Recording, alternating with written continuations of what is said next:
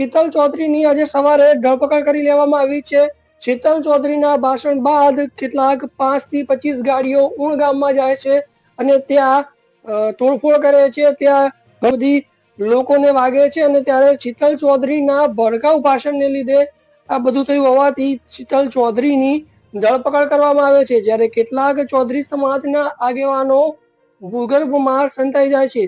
તમે વિડીયોમાં પણ જોઈ શકો છો કે શીતલ ચૌધરી ભાષણ આપી રહ્યા છે, રોડ ઉપર ઉભા રહીને પણ ભાષણ આપી રહ્યા છે અને ત્યારે રોડ ઉપર ઉભા જ્યારે ઉણ ગામમાં રોડ ઉપર ઉભા રહ્યા છે અને ત્યારે પણ તે કેટલાક નौजवानोને કેટલાક યુવાનોને ભાષણ આપી રહ્યા છે।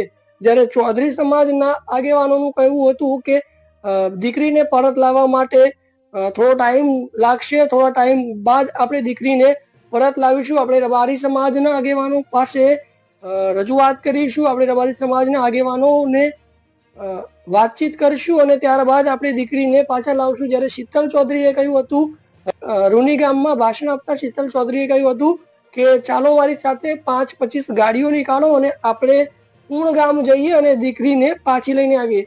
ચૌધરી સમાજની દીકરી ત્યાં હોતી જ નથી અને ત્યાં ન હોવાને કારણે ત્યાં ઘણા બધા લોકોની ગાડીઓ તૂટે છે, ઘણા બધા લોકોનું વાગે પણ છે, ચૌધરી સમાજના યુવાનોને પણ ઈજા થાય છે અને સામે ઉણ ગામના વ્યક્તિઓને પણ ઈજા થાય છે, જેના લીધે શીતલ ચૌધરીની આજે ધરપકડ કરી લેવામાં આવી હતી। સવારે જ પોલીસ દ્વારા તેમની અટકાયત કરી અને તેમની ધરપકડ કરી લીધી છે। આ ઉપરાંત કેટલાક ચૌધરી સમાજના આગેવાનો જે ઉશ્કેરણીનું ભાષણ આપી રહ્યા હતા એ અત્યારે ભૂગર્ભમાં સંતાઈ ગયા છે। મિત્રો, તમારું આના વિશે શું મંતવ્ય છે કમેન્ટ કરીને જરૂર જણાવજો। તમે જોઈ રહ્યા છો DM90 news, digital Gujarat, digital news.